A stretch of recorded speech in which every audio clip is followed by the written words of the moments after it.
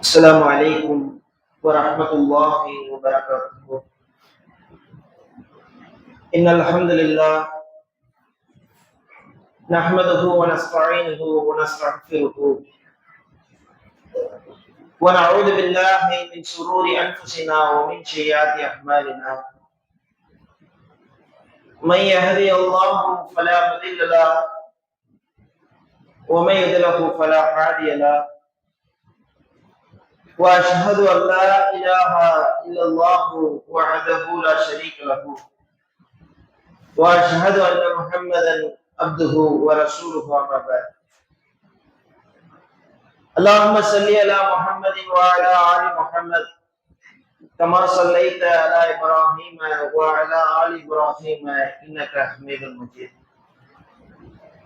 اللهم بارك على محمد كما باركت على إبراهيم وعلى آل إبراهيم إنك حميد مجيد. فقد قال الله تعالى في القرآن العظيم: أعوذ بالله من الشيطان الرجيم. بسم الله الرحمن الرحيم. يا أيها الناس اتقوا ربكم الذي خلقكم من نفس واحدة وخلق منها زوجها وبث منهما رجالا كثيرا ونساء واتقوا الله الذي تساءلون به والأرحام إن الله كان عليكم رقيبا. يا أيها الذين آمنوا اتقوا الله حق تقاته ولا تموتن إلا وأنتم مسلمون.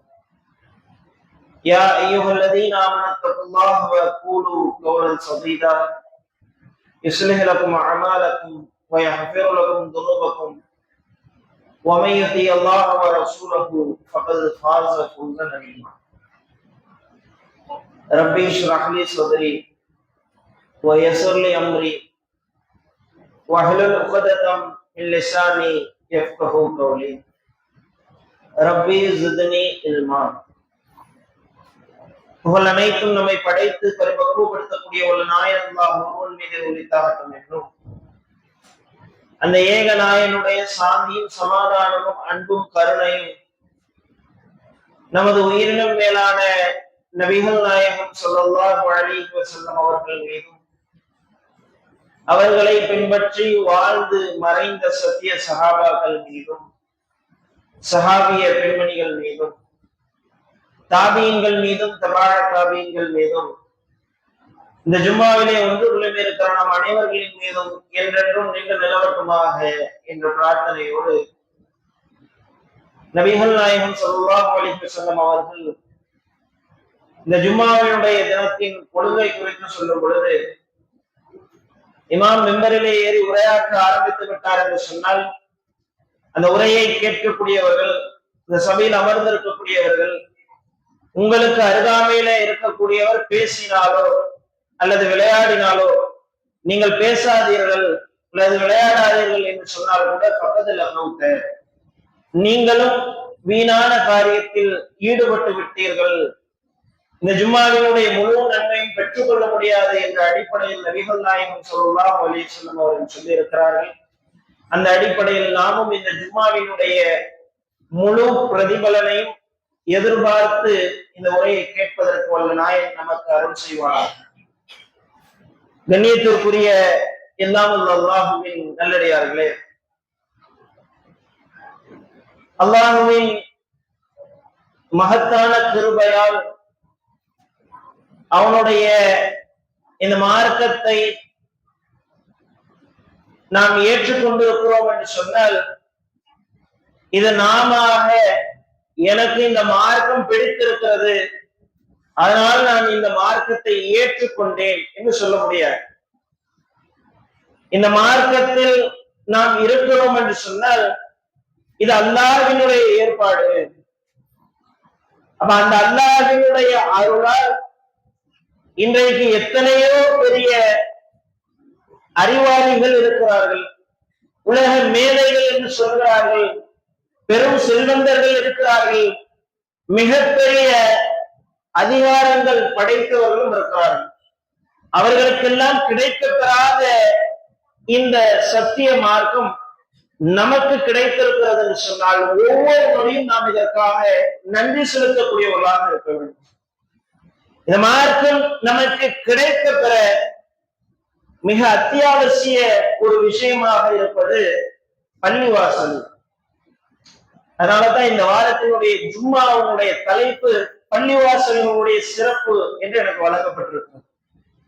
இந்த பள்ளிவாசல் அப்படிங்கிற இந்த இடம் இல்லை என்று சொன்னால் இந்த மக்கள் இந்த தௌஹீதை ஏற்று வாழக்கூடிய மக்கள், பக்கத்துல பள்ளிவாசல் இருக்கலாம், சுன்னத் வல் ஜமாத் பள்ளி இருக்கலாம், மாற்று கொள்கையை சார்ந்த பள்ளியாக இருக்கலாம், இங்கிருந்து பல மைல் தூரங்கள் தாண்டிதான் தௌஹீது சிந்தனை உள்ள பள்ளி இருக்கும்.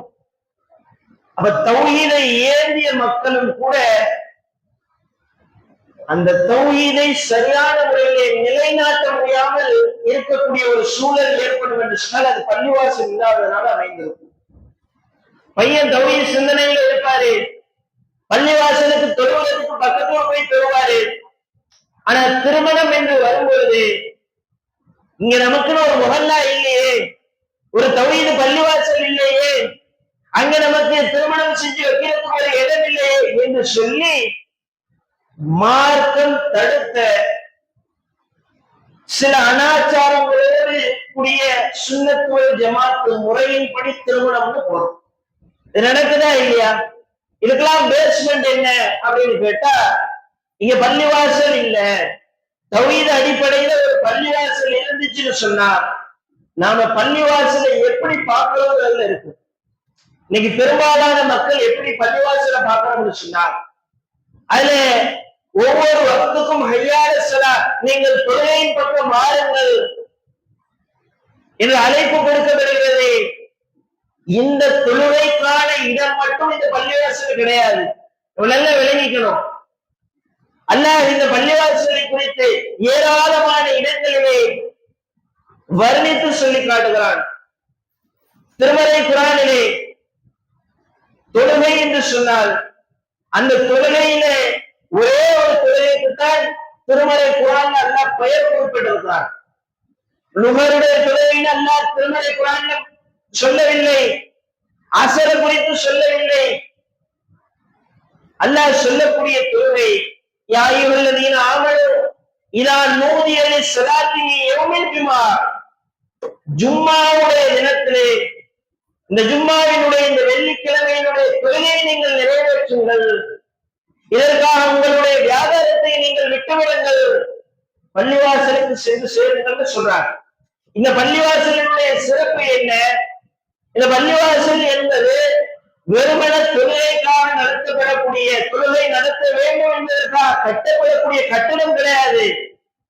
அல்லாஹ்வுடைய தூதர் நபியல்லாஹி ஸல்லல்லாஹு அலைஹி வஸல்லம் அவருடைய காலத்திலே இங்குதான் ஷரியத் மையமாக இருந்தது. போர்க்களத்தில் போர் பயிற்சி நடக்கக்கூடிய இடமாக மஸ்ஜிது தான் இருந்தது. மக்களுக்கு மார்க்கத்தை எடுத்து சொல்லக்கூடிய இடமாகவும் இருந்தது.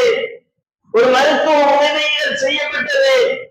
மக்களுக்கு ஒரு உதவி தேவைப்படுவது ஜக்காத்து பொருளை வாங்கி சேகரித்து அதை பிரித்து கொடுக்கக்கூடிய இடமாக பள்ளிவாசல் இருந்தது.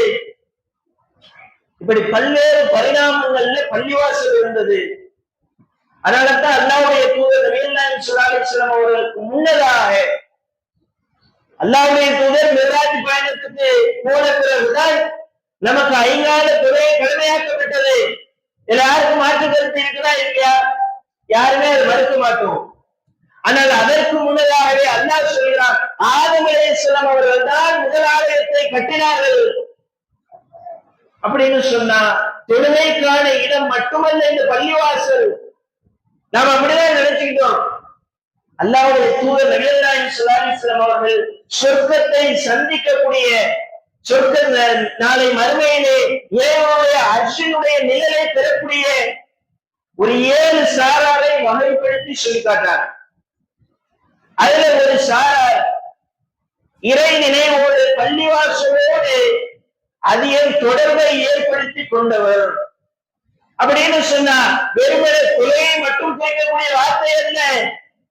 பள்ளிவாசலோடு உங்களுடைய தொடர்பு என்பது அது மக்கள் மதரசாக்களாக இருக்கட்டும், மார்க்கம் சொல்லக்கூடிய பயான் நிகழ்ச்சிகளாக இருக்கட்டும், இரத்ததான முகாம்களாக இருக்கட்டும், இன்ன பிற ஏராளமான நிகழ்ச்சிகள் பள்ளிவாசலிலே நடைபெறுகிறது என்று சொன்னால், அந்த பள்ளிவாசலோடு நம்முடைய தொடர்பை ஏற்படுத்திக் கொண்டால் சொர்க்கத்து நாளை மறுமையிலே எந்த ஒரு நிழலுமே இல்லாத ஒரு இடத்திலே சூரியன் நம்முடைய தலைக்கு மிக அருகாமையிலே இருக்கக்கூடிய அந்த நேரத்தில் இறைவனுடைய அரிசியுடைய நிழலை தவிர்த்து வேறு எந்த நிழலும் இருக்காது.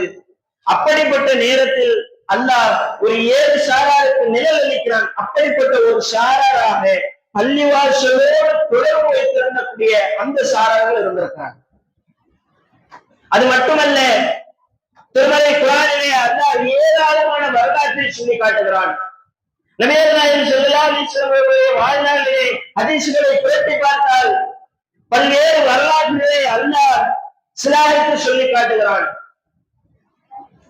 அதுல மிகப்பெரிய ஒரு வரலாறு, அன்றைக்கு இஸ்லாத்தை ஏற்றவர்கள் ஒரு நொடியில யோசிச்சாங்க, என்னடா இவரு சும்மா இவரு அல்லாஹ்னு சொல்றாரு, ஏதோ தூதர்னு சொல்றாரு, நம்பணும், இதெல்லாம் சொன்னால் நம்ப மாட்டோம் என்று சொன்ன விஷயம் மிஹ்ராஜ் பயணம். அந்த பயணத்தை குறித்து அல்லாஹ் திருமறை குர்ஆனிலே சொல்லி காட்டுகிறான். எப்படி சொல்லி காட்டுகிறான் என்று சொன்னால், லைலம் மினல் மஸ்ஜிதில் ஹராமி இலல் மஸ்ஜிதில் அக்ஸா, ஒரு இரவிலே மஸ்ஜிதுல் ஹராமில் இருந்து மஸ்ஜிதுல் அக்ஸாவிலே அழைத்து சென்ற உங்களுடைய இறைவன் தூயவன். இந்த மிகப்பெரிய பயணம், அந்த மிஹ்ராஜினுடைய இரவில் தான் அல்லாஹ்வுடைய தூதருக்கு சொர்க்கம் நரகம் காட்டப்பட்டது, பைத்துல் முகத்தஸ் காட்சியளிக்கப்பட்டது, இப்படி எல்லாம் காட்டப்பட்டது. மூசா அலைஹிஸ்ஸலாம் அவர்களை பார்த்தார்கள். இப்படி எல்லாம் நடந்த இந்த நிகழ்வை இறைவன் திருமறை குர்ஆனிலே சொல்லும் பொழுது 2 பள்ளிவாசல்களை உங்களுக்கு கண் முன்னால் காட்டியவன் தூயவன் என்று சொன்னாலே, பள்ளிவாசலுடைய மகத்துவத்தை நாம விளைவிக்கிறோம். இன்னைக்கு நம்ம பெரும்பாலான மக்கள் இந்த பள்ளிவாசலை எப்படி பார்க்கிறோம்னு சொன்னா 10ஓடு 11ஆக பார்த்து கடந்து சென்று விடுகிறோம். நம்முடைய வீட்டை கட்டிவிட்டு வீடு வாசல்ல பெருசா ஒரு போர்டு போடுறோம், ஆதாமின் பல்லில் ரப்பி, இது என்னுடைய இறைவனுடைய அருட்கொடை, இது அல்லாஹ் எனக்கு கொடுத்தான். அந்த வீட்டை நாம எப்படி பராமரிக்கிறோம் யோசிச்சு பாருங்க. அந்த வீட்டினுடைய ஒரு சின்ன ஒரு கதவுல லேசா பெயிண்ட் போயிடுச்சு அப்படின்னு சொன்னா உடனே பெயிண்டை வாங்கி அடிக்கிறோம். லேசா கம்பியில துணி எரிஞ்சுன்னு சொன்னா அதை தேய்ச்சிட்டு பெயிண்ட் அடிக்கிறோம். ஒரு லைட் எரியலன்னு சொன்னா அந்த லைட்டை உடனே வாங்கி மாற்றோம். ஏன்? நம்முடைய வீடு இது எனக்கு கிடைக்கப்பட்டது, மிகப்பெரிய அருட்கொடை. அந்த வீட்டை நாம் அவ்வளவு நேசிக்கிறோம். இங்க இருக்கக்கூடிய ஒவ்வொருவர்களும் யாரை கேட்டாலும் உங்களுடைய வீடு உங்களுக்கு பிடிக்குமா என்று கேட்டால் எல்லாரும் சொல்லக்கூடிய பதில் கண்டிப்பா பிடிக்கும். அது சின்ன வீடா இருக்கலாம், அல்லது பெரிய மாளிகையாக பேலஸா இருக்கலாம், அளவு பெருசு கிடையாது, வாடகை வீட்டுல கூட இருந்திருக்கலாம். ஆனால் அத்துணை நபர்களும் தன்னுடைய வீட்டை விரும்புகிறோம். அல்லாஹ் சொல்லி காட்டுகிறான். அல்லாஹ்வுடைய தூதர் நபிகள் நாயகம் ஸல்லல்லாஹு அலைஹி வஸல்லம் அவர்கள் சொல்லி காட்டுகிறார்கள், அஹப்பல் பிலாதி இலல்லாஹி, அல்லாஹ்வுக்கு இந்த பூமியிலேயே பிடித்தது இலல் மஸ்ஜிதுஹா, பள்ளிவாசல் தான் அல்லாஹ்வுக்கு பிடித்தமான இடம். அல்லாஹ்வுக்கு பிடிக்காத இடம் எது கிடைத்து அந்த இடத்துலதான் அதிகமாக சச்சரவுகள் பேசப்பட்டுக் கொண்டிருக்கும். எப்ப பார்த்தாலும் தொடர்ந்து பேசிக்கிட்டு இருக்கிற இடமாக கடை வீதிகள் இருக்கும். எனவே கடை வீதி அல்லாஹ்வுக்கு வெறுப்பை சம்பாதிக்கக்கூடியது. எது அல்லாஹ்வுக்கு விருப்பம்? பள்ளிவாசல் அல்லாஹ்வுக்கு விருப்பமானது. எப்படி நாம நம்முடைய வீட்டை நேசிக்கிறோமோ, நம்முடைய வீட்டை நாம் எப்படி விரும்புகிறோமோ, அதே போல அல்லாஹ்வினுடைய வீட்டை அல்லாஹ் விரும்புகிறான். அதனாலதான் இந்த பள்ளிவாசலுக்கு இன்னொரு பெயர் சொல்லுவாங்க, அல்லாஹ்வுடைய ஆலயம். இதை தாண்டி மற்றொரு வாசல் பயன்படுத்தப்படும், பைத்துல்லா, அல்லாஹ்வினுடைய வீடு. அப்படின்னா என்ன அர்த்தம்? நாம இந்த வீட்டை, நம்முடைய வீட்டை எவ்வளவு நேசிக்கிறோமோ அதே போல அல்லாஹ் இந்த பள்ளிவாசலை நேசிக்கிறான்.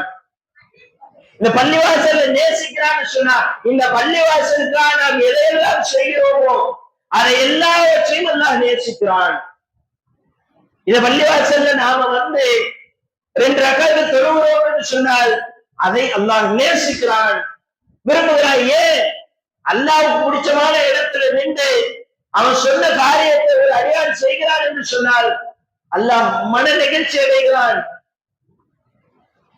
அப்படிப்பட்ட பள்ளிவாசல் நமக்கு இன்றைக்கு கிடைக்கப்பட்டிருக்கிறது என்று சொன்னால் இதை நாம நம்முடைய வீட்டை விட மிக மகத்துவம் பொருந்தியதாக கருத வேண்டும். அல்லாஹ்வுடைய தூதர் சொல்லி காட்டுகிறார்கள், அல்லாஹ்வுக்கு மிக விருப்பக்கூடிய இடம் கடை வீதி. ஏன்? அங்க எப்ப பார்த்தாலும் கோபோடு பேசிக்கிட்டே இருப்பாங்க. இன்னைக்கு யோசிச்சு பாருங்க, பள்ளிவாசலினுடைய நிலையை நாம மாற்றிக்கொண்டிருக்கிறோமா இல்லையா? ஜும்மாவுக்கு வரோம், ஒரு அரை மணி நேரத்துக்கு முன்னாடியே வந்துட்டோம்னு சொன்னா இங்க உட்கார்ந்து திக்ர் செய்யறது நன்மை. ஆனா அல்லாஹ் எந்த இடத்தை விரும்பினானோ, எந்த காரணத்திற்காக இன்னொரு இடத்தை வெறுத்தானோ அதே போல இங்க உட்கார்ந்துட்டு நாம பேசிக்கிட்டு இருக்கிறோம்னு சொன்னார், கூச்சலிட்டு கொண்டிருக்கிறோம் என்று சொன்னால், சத்தம் எழுப்பிக் கொண்டிருக்கிறோம் என்று சொன்னால் இந்த இடத்திற்கு நாம கொடுக்கக்கூடிய மாண்பு என்ன, மரியாதை என்ன? பள்ளிவாசலுடைய சிறப்பு என்பது தொழுகைக்காக மட்டும் கிடையாது. இங்க தொழுகை நடக்கலன்னாலும் இது சிறப்புக்குரிய இடம். அல்லாஹ்வுடைய தூதர் நபிகள் நாயகம் ஸல்லல்லாஹு அலைஹி வஸல்லம் அவர்கள் ஹிஜ்ரத் பயணம் மேற்கொள்கிறார்கள். எப்பேற்பட்ட நெருக்கடியான காலகட்டத்துல அவங்க ஹிஜ்ரத் செய்கிறார்கள். ஹிஜ்ரத் செஞ்சு போகும் பொழுது மதீனாவை சந்திப்பதற்கு முன்னதாக ஒரு இடத்துல தங்குகிறார்கள். குபா என்று சொல்லக்கூடிய அந்த இடத்துல தங்குகிறார்கள். அந்த இடத்துல தங்கக்கூடிய அந்த நேரத்தில் கிட்டத்தட்ட ஒரு 10 நாளுக்கு குறைவாக அல்லாஹ்வுடைய தூதர் தங்கியிருப்பார்கள். ஆனால் அந்த காலகட்டத்துல அல்லாஹ்வுடைய தூதர் முதலாக அங்கே சென்றவுடன் இங்க நமக்கு தண்ணி இருக்குதா, தண்ணியை தேடுவோம், தேடல. இங்க சாப்பாடு கிடைக்குமா, சாப்பாடு தேடல. நமக்கு வீடு கட்ட முடியுமா, யோசிக்கல. அங்கே தொழுவதற்கு ஒரு இடத்தை, ஒரு தொழுமிடத்தை, ஒரு பள்ளிவாசலை அல்லாஹ்வுடைய தூதர் ஏற்பாடு செய்தார்கள். கிட்டத்தட்ட ஒரு 10 நாள் காலம் தான் வாழ போறாங்க. இன்னைக்கு யோசிச்சு பாருங்க, நம்மள எத்தனை நபர்கள் இங்கிருந்து வெளியூர்களுக்கு சென்று தங்குகிறோம், சென்னை மாதிரியான பகுதிகளுக்கு போய் தங்குகிறோம். பக்கத்துல தௌஹீது பள்ளிவாசல் கிடையாது. நாம இருக்கிறோம், நம்மள்ட்ட ஒரு இடம் இருக்குது, நாம ஏன் முயற்சி செய்ய மாட்டேங்கிறோம்? நாம தௌஹீத் சிந்தனை கொண்டவர்கள், தொழுவதற்கு ஒரு இடம் இல்லை, நம்ம சேர்ந்து ஒரு 5 பேரை கூட்டா வச்சு ஒரு பள்ளிவாசல் நடத்தலாமே, இங்க தொழுகை நடத்தலாமே என்ற சிந்தனை நமக்கு வரல. ஆனால் அல்லாஹ்வுடைய தூதர் முதலாக அங்கே சென்று செய்தது ஒரு பள்ளிவாசலை நிர்மாணிக்கிறாங்க. பின்னர் மதீனாவிற்கு செல்கிறார்கள். அப்படியே போகும்போது அவருடைய ஒட்டகம் ஒரு இடத்திலே மண்டியிடுகிறது. அந்த இடத்துல அல்லாஹ்வுடைய தூதர் வீட்டையும் அமைக்கிறார்கள். அந்த இடம் யாருடையது என்று கேட்கிறார்கள். 2 அனாதை சிறுவர்களுடையது என்று சொல்லப்படுகிறது. அந்த சிறுவர்களுக்கு இந்த இடத்தை எங்களுக்கு பள்ளிவாசல் கட்டுவதற்கு நீ இடம் தா என்று கேட்கிறார்கள். உடனே சிறுவர்கள் சொல்கிறார்கள், அல்லாஹ்வுடைய தூதரே, இந்த இடத்தை எடுத்துக் கொள்ளுங்கள், நீங்க எங்களுக்கு இதுக்காக எந்த காசு தர வேணாம் என்று சொல்கிறார்கள். அல்லாஹ்வுடைய தூதர் ஏற்றுக்கொள்ளவில்லை. இது என்னுடைய பங்களிப்பும் இருக்க வேண்டும் என்று சொல்லி காசை கொடுத்து அல்லாஹ்வுடைய தூதர் அந்த இடத்தை வாங்குகிறார்கள். அங்கே முதலாக பள்ளிவாசலை கட்டுகிறார்கள். இன்னைக்கு நாம ஒரு இடத்துக்கு போய் இடம் வாங்குறோம். இங்க இருந்து, இந்த ஊர்ல இருந்து ஒரு 10 கிலோமீட்டர் தள்ளி போய் ஒரு இடம் வாங்குறோம். வீடு கட்ட போகணும்னு நினைக்கிறோம். அதனால நாம எதை பார்க்கிறோம்? பக்கத்துல ஸ்கூல் இருக்குதா, பக்கத்துல காலேஜ் இருக்குதா, பக்கத்துல ஹாஸ்பிட்டல் இருக்குதா, ரயில்வே ஸ்டேஷன் பக்கத்துல இருக்குதா, அப்ப போய் சாப்பிடறதுக்கு ஹோட்டல் இருக்குதா, தண்ணி வசதி நல்லா இருக்குதா, எல்லாத்தையுமே யோசிக்கிறோமே. முதல் நாம் யோசிக்க வேண்டியது அங்கு ஒரு பள்ளிவாசல் இருக்கிறதா, இல்லை என்று சொன்னால் அந்த பள்ளிவாசலை எழுப்புவதற்கு நாம் முயற்சி செய்ய வேண்டும். ஏனென்று சொன்னால் அல்லாஹ்வுக்கு மிக விருப்பமான இடம் அந்த மஸ்ஜிது. அல்லாஹ்வை நாம் நேசத்திற்குரியவன் என்று சொன்னால் அவனுக்கு எதுவெல்லாம் நேசத்திற்குரியதாக இருக்கிறதோ அது அத்தனையும் நமக்கும் நேசத்திற்குரியதாக இருக்க வேண்டும். அல்லாஹ்வுடைய தூதர் நபி ஸல்லல்லாஹு அலைஹி வஸல்லம் அவர்கள் ஈமான் குறித்து சொல்கிறார்கள் ஒரு 3 விஷயத்தை.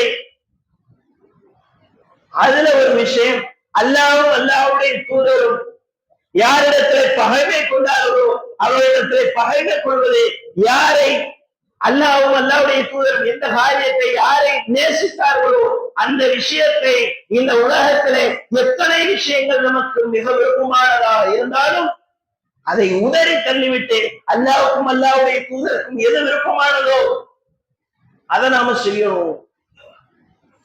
இன்னைக்கு இந்த ஜும்மாவுக்கு வந்து உட்கார்ந்து இருக்கிறோமே, நம்மள ஒவ்வொருவரும் நெஞ்சில ஆழமா கை வச்சு யோசிச்சு பாருங்க, இந்த ஜும்மாவுக்கு நான் பிடிச்சுதான் வந்திருக்கிறேனா?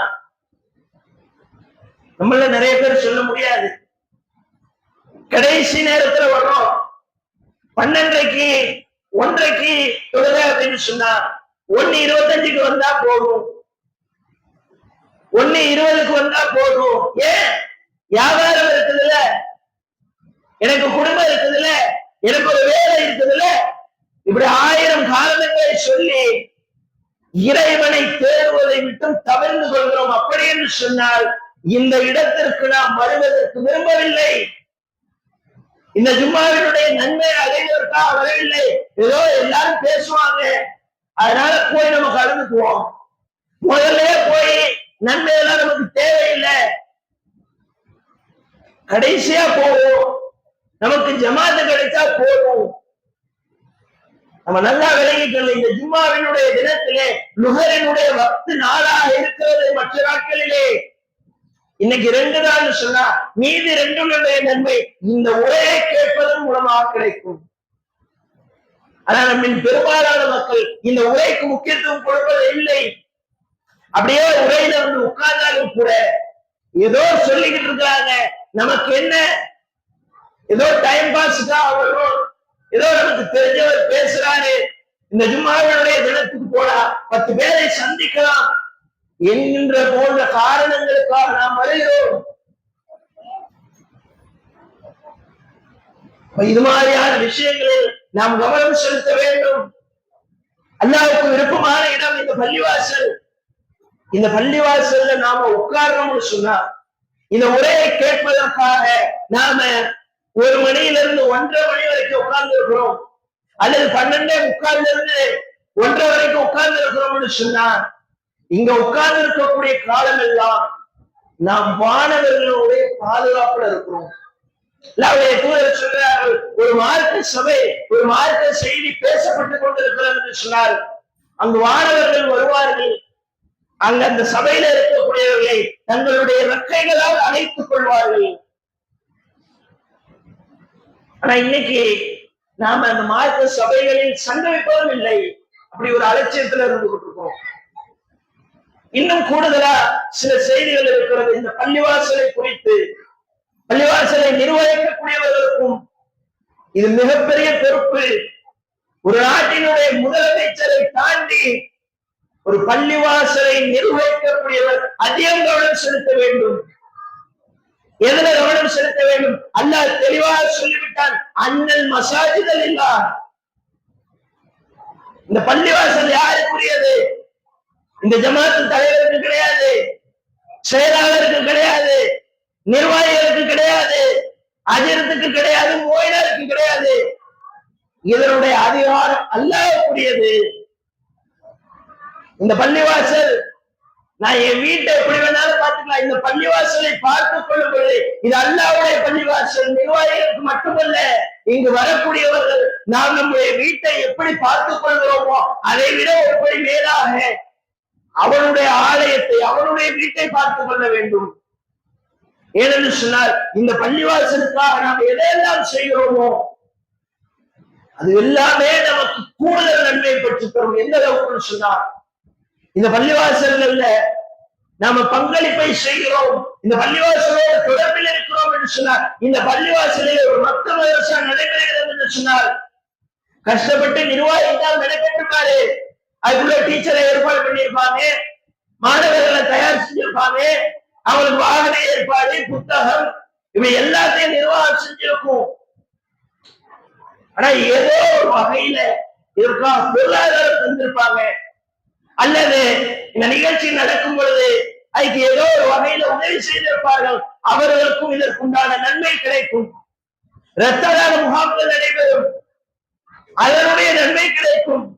இப்படி எத்தனை பெரிய நன்மைகள் இந்த இடத்துல நடைபெறுகிறதோ அந்த அத்துணை நன்மைகளிலும் நமக்கும் பங்கு கிடைக்கும். எப்பொழுது பள்ளிவாசலுடைய சிறப்பை உணர்ந்து இந்த பள்ளிவாசலோடு நம்முடைய தொடர்பை ஏற்படுத்திக் கொண்டால், இந்த பள்ளிவாசலை நம்முடைய வீட்டை விட மேலாக, வீட்டை தான் உச்சபட்சமா பார்ப்போம், ஆனால் அந்த வீட்டை விட மிக உயர்வா இந்த பள்ளிவாசலை பார்த்தால் அல்லாஹ் நமக்கு அந்தஸ்தை மிக உயர்வாக கொடுப்பான்.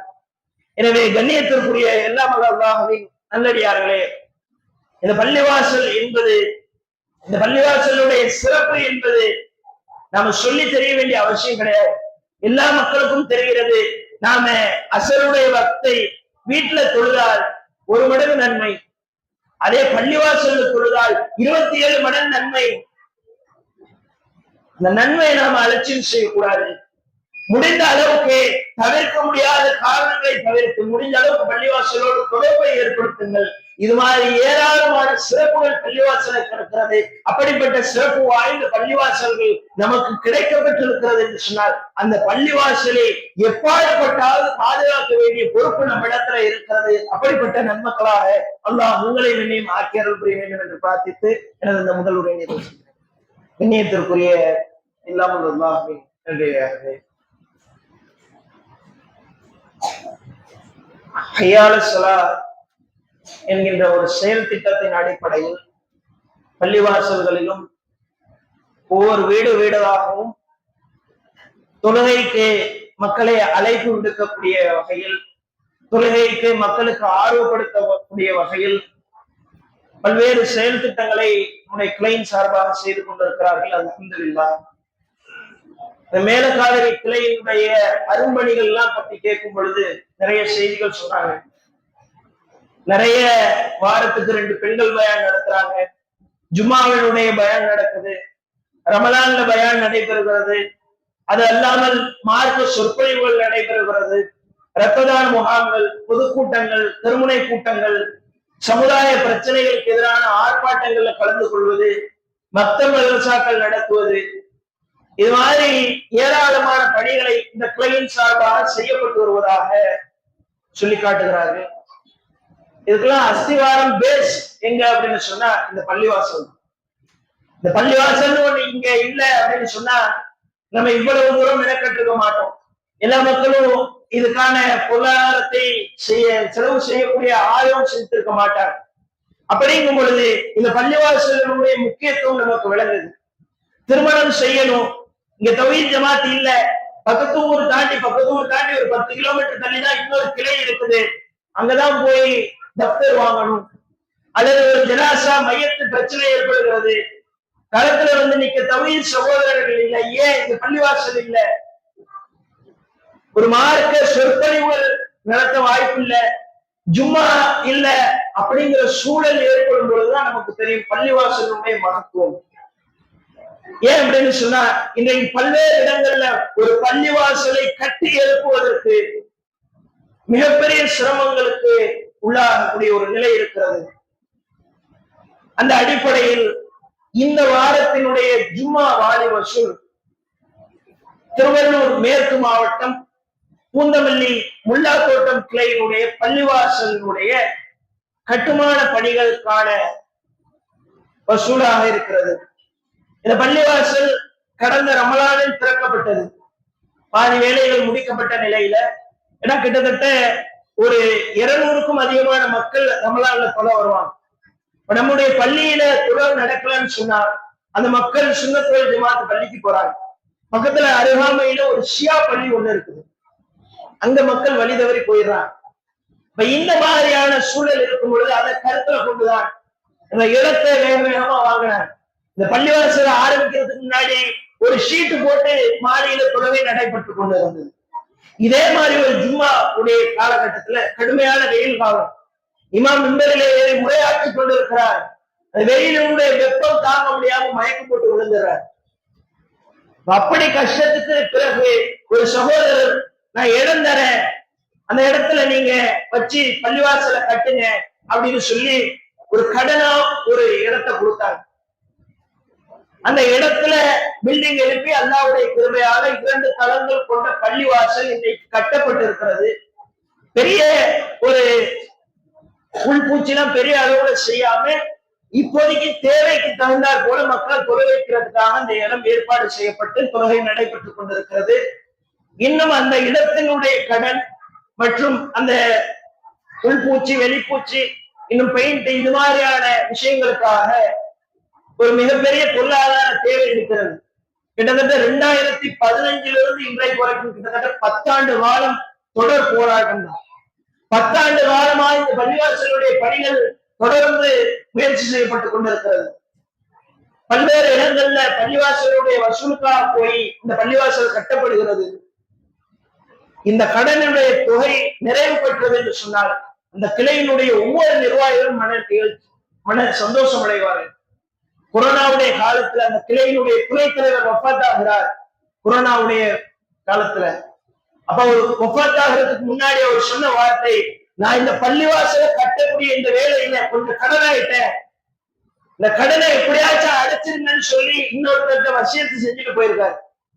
இன்னைக்கு இருக்கக்கூடிய நிர்வாகிகள் எத்தனை ஆண்டுகள் இருப்பாங்கன்னு சொல்ல முடியாது, மௌத்தாகக்கூடிய நிலை ஏற்படும்.